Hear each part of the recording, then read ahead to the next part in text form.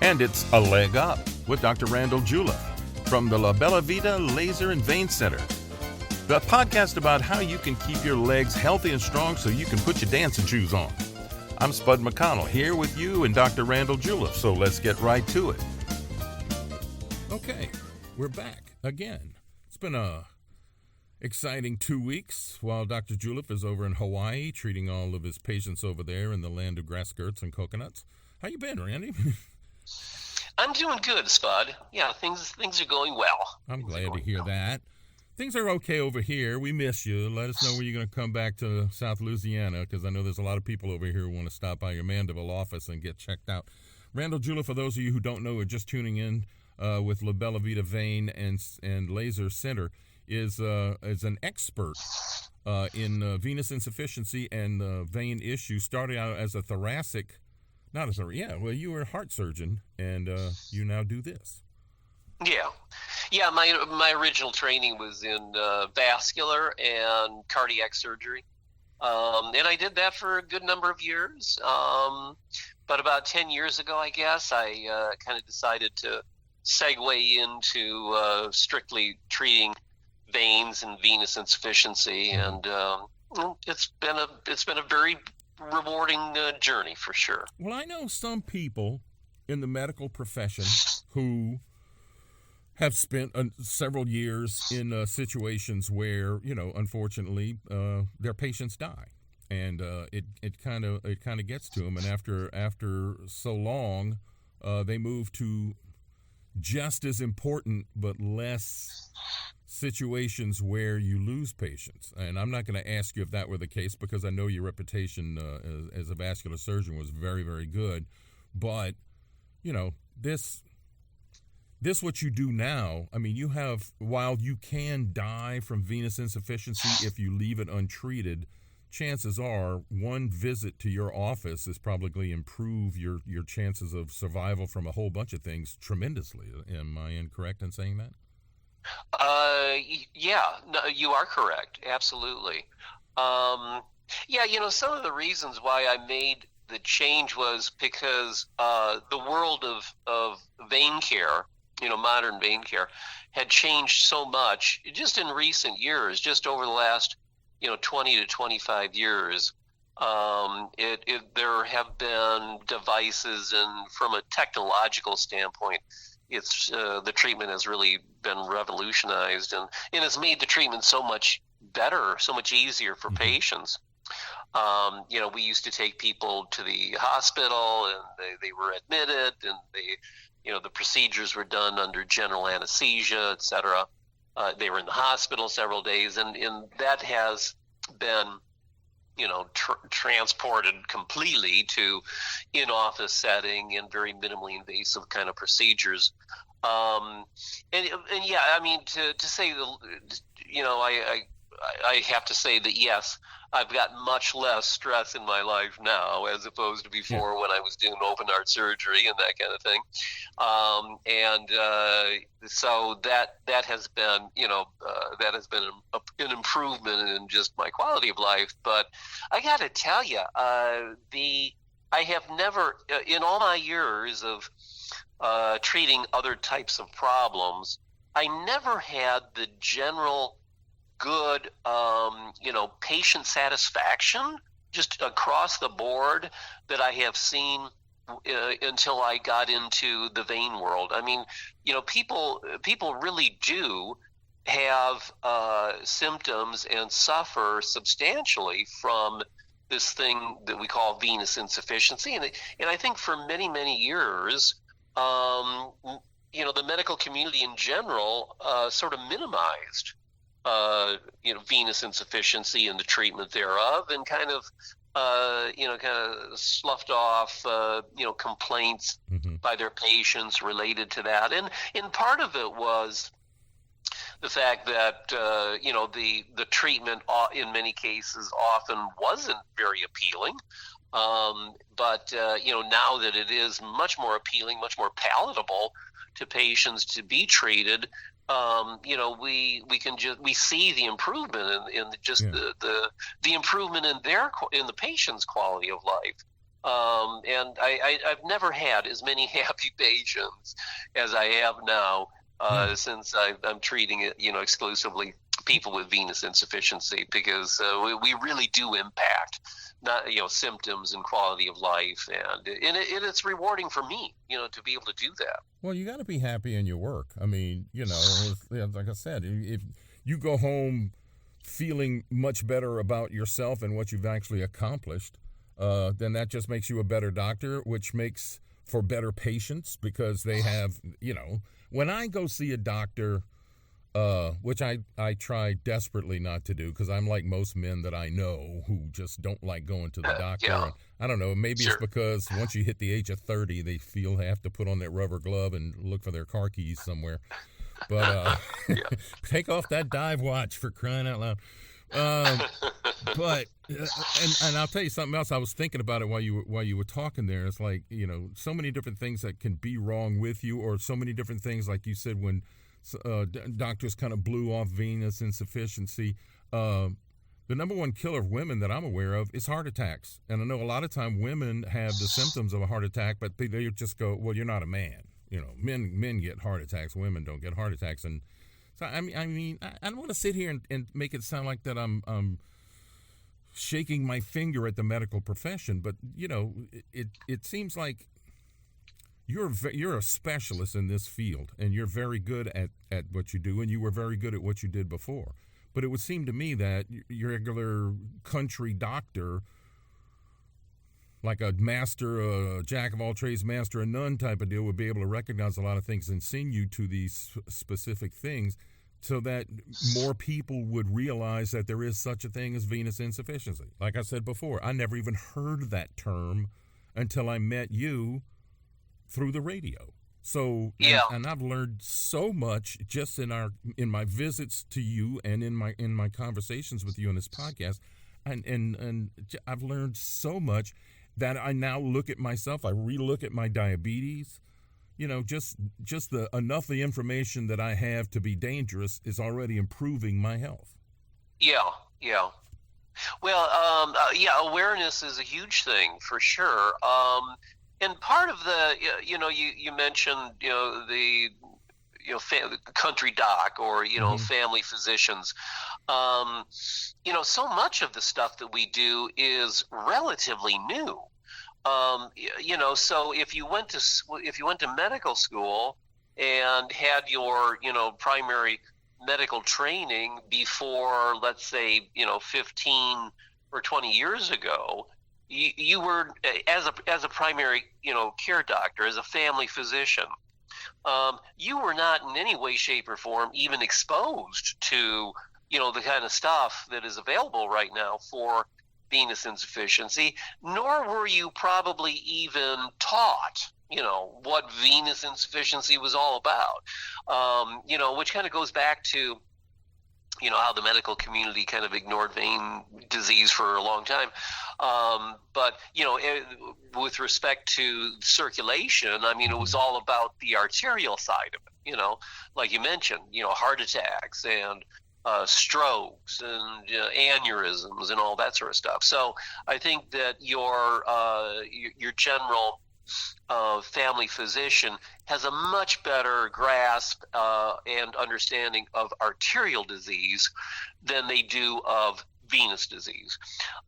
So that's part of it too. They weren't taught. They weren't Mm-hmm. exposed to the information, which is another reason why I spend a fair amount of time just going around and talking to doctors, and letting them know what we do, and the patients that we should be seeing, and if your patients have these this set of problems, then send them our way, and we can probably help you treat that patient.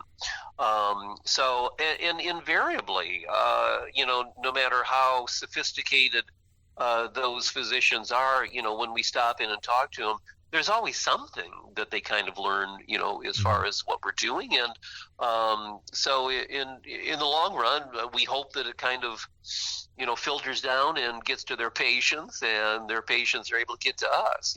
Well, I'm sitting there thinking about like the couple of times I've had surgeries. Um, I mean, I had a lot of my appendix blew up, and I had whatever, but I had a couple of meniscus surgeries on my knee, which my doctor tells me I need another knee, but I'm going, well, I'll drive out to New Orleans East to one of the junkyards and see if I can find one for free. But when they put, like we talked about before, about the compression socks, or those big inflatable things that they put on your legs to make sure that you don't end up with deep vein thrombosis, which is something else I want to discuss. Why isn't now, because of so many things that you're learning and are sharing your information with other doctors, why is there not somebody with one of your ultrasound machines in a recovery room checking out somebody's legs to see what their venous thing is like, what condition they're in, and might be able to determine whether or not they need one of these big compression leg things, or they need to put more compression in it or something like that? I mean, I know of your clinic. You got 5 clinics in Hawaii. You got a couple here in the state, and you're tied up with somebody in Destin. I mean, how many? There's no venous insufficiency guy at a hospital that I'm aware of. So, I mean, how many guys like you are there? Well, most of the modern vein care that happens these days happens totally as an outpatient. So, do we? I don't really even go to the hospital anymore. After I stopped doing surgery in the hospital, I kind of made my exit, and that was it. So we don't really have that kind of opportunity to, be in a hospital, with an ultrasound machine and just kind of screen people. Mm-hmm. That people would probably frown on that. But I will tell you. What I'm saying is, like, how come there isn't, like, okay, when I went to your office, you didn't actually do the study on me. You had somebody who was trained, a tech who was trained with the ultrasound to do it. And he called you into the room because he couldn't believe that I didn't have the worst case of venous insufficiency he'd ever seen, because my legs are so splotchy and ugly, But, I mean, with all the stuff that you know now and all the things that have been discovered, why isn't there at least 1 tech or 2 techs in a hospital that could make that kind of determination, especially after major surgery on a patient? Well, I don't know. That probably is not the best venue for that. Now,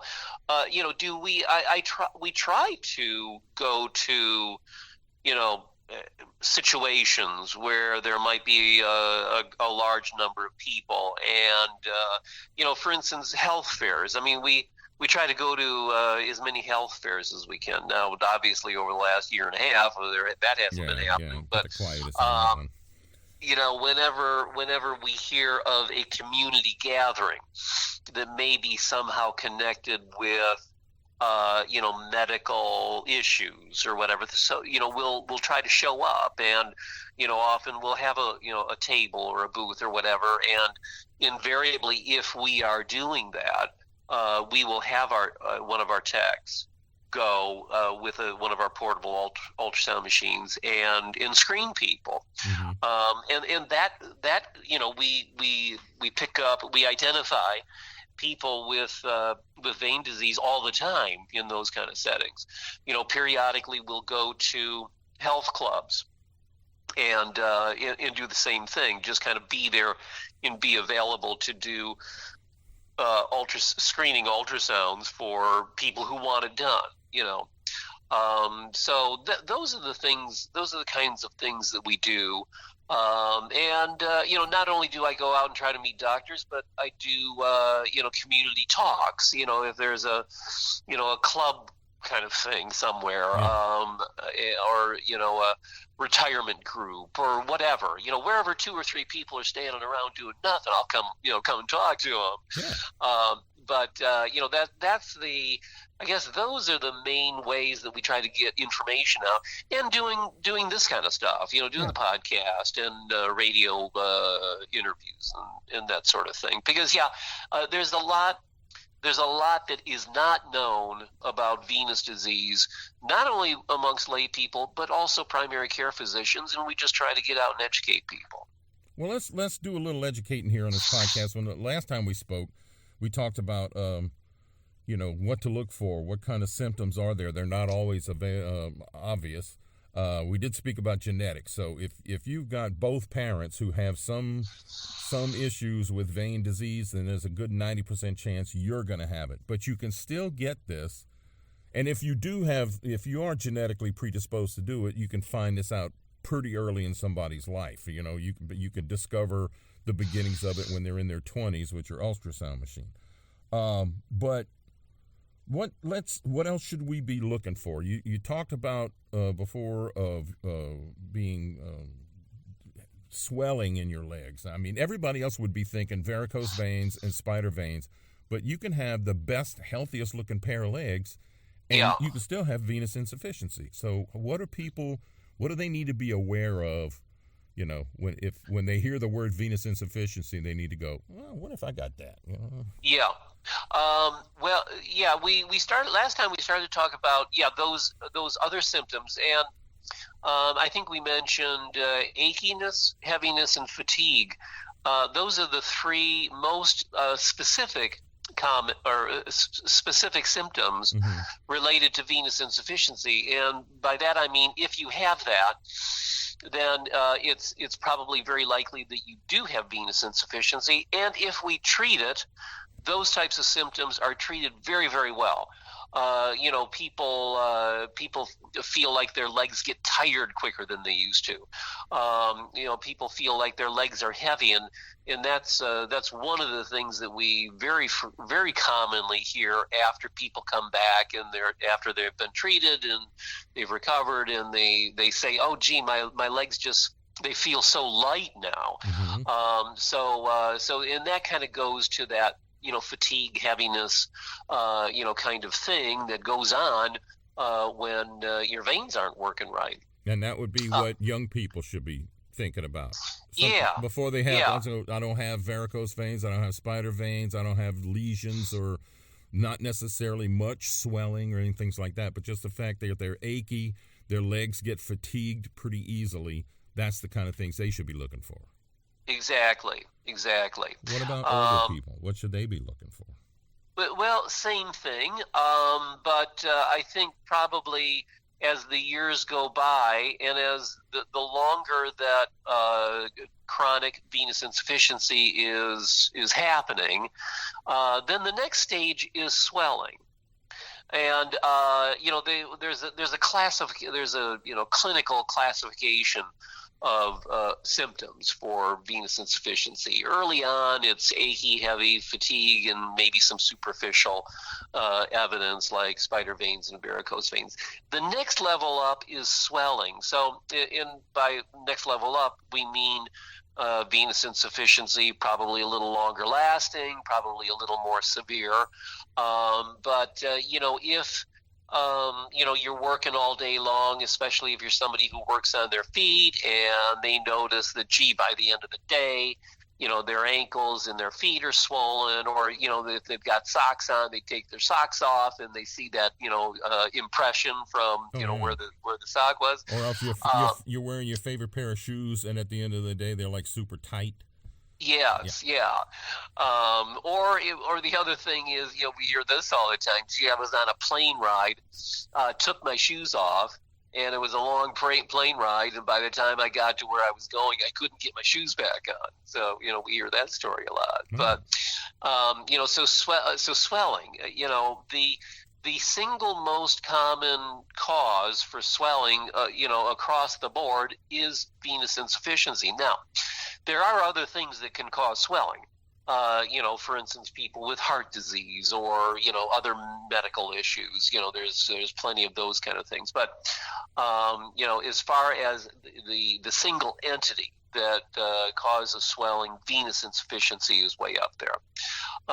So then the next set of symptoms, as it gets worse, we start to see skin problems. But before we get there, in this we see, especially in a little older age group, is muscle cramping. Charley horses. When you wake up early in the morning and you got this terrible cramp in your leg.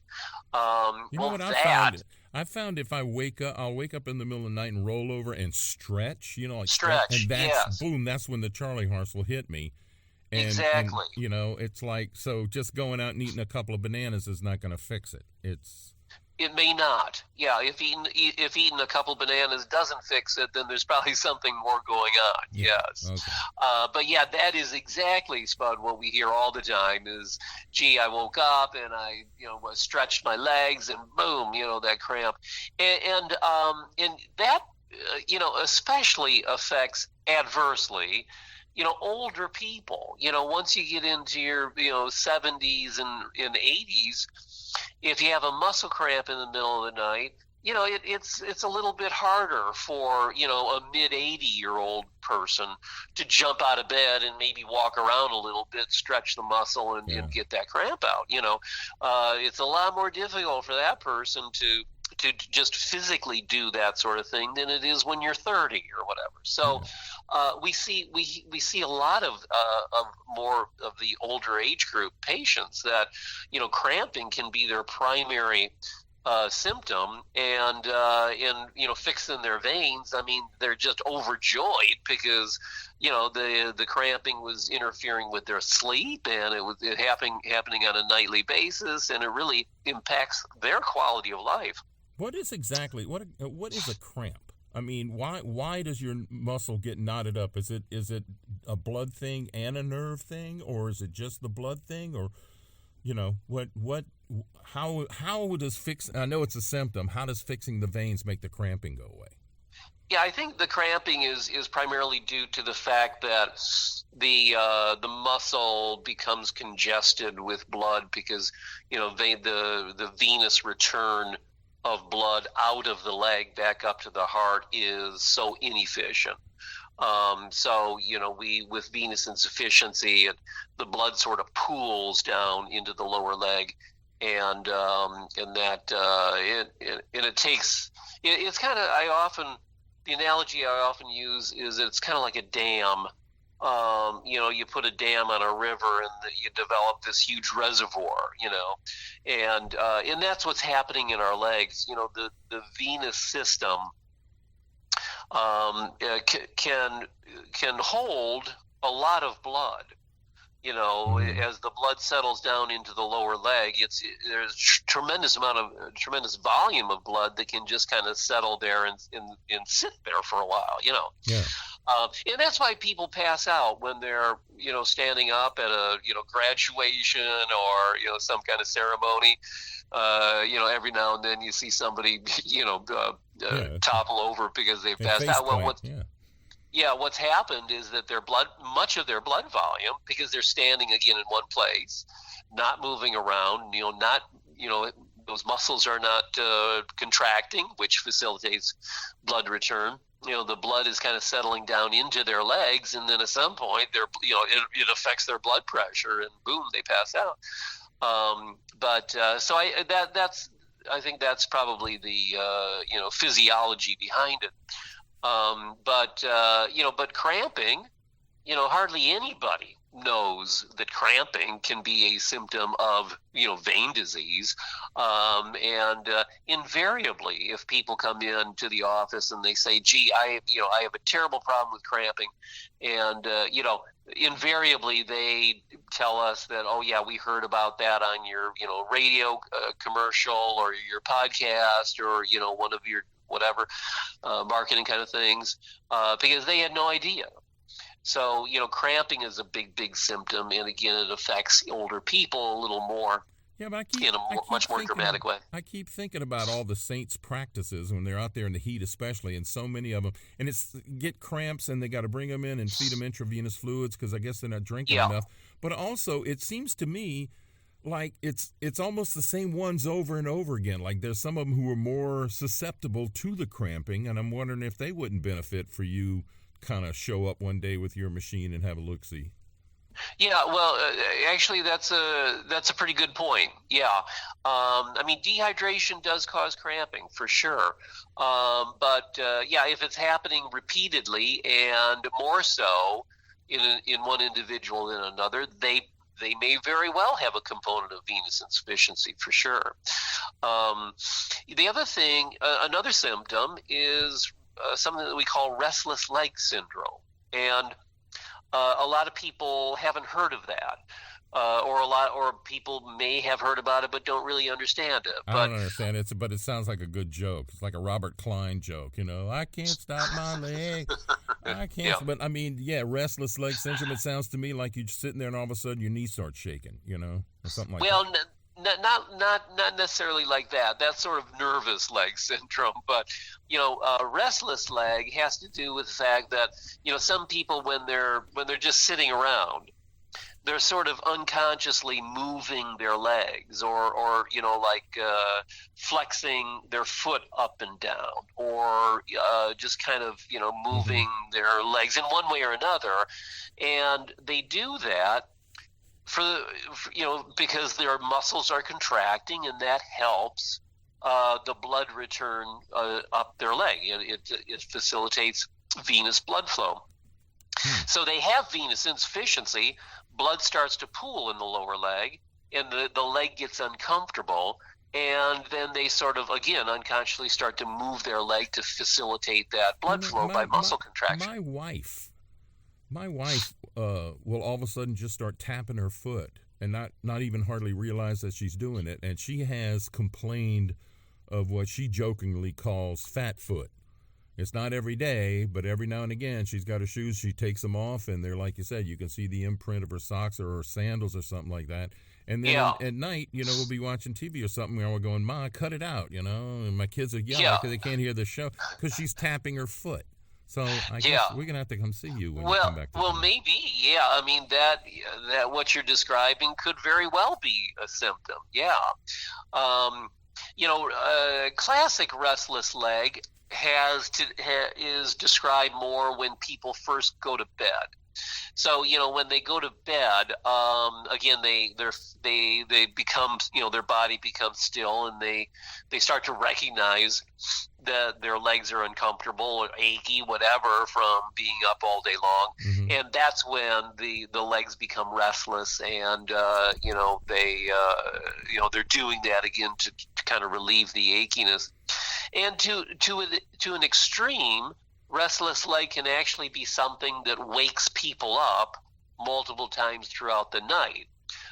So that is as bad as cramping because, it's interfering with your sleep pattern, and really, it starts to impact quality of life. And eating a couple of bananas ain't going to fix that. Not even close. Probably not. Okay. Probably not. We're coming to the end of another episode here of A Leg Up with Dr. Randall Juleff. And I still got a stack of notes here, questions I got to ask you, but we still got a lot of podcasts to do. So enjoy Hawaii, and I guess we'll talk to you again in a couple of weeks, Doc. Thanks for taking the time. Sounds good, Spud. Thank you. Dr. Randall Juleff from La Bella Vita Vein and Laser Center. Go to labellavitavein.com to find out more and to make your appointment. If you think you have some of these symptoms, believe me, it's very easy, and it makes a whole lot of difference in your life. Talk to y'all next time. Thanks for joining us here. Make sure you tune in next time for more information about how you can keep your legs happy and healthy here on A Leg Up with Dr. Randall Juleff from La Bella Vita Laser and Vein Center. See you next time.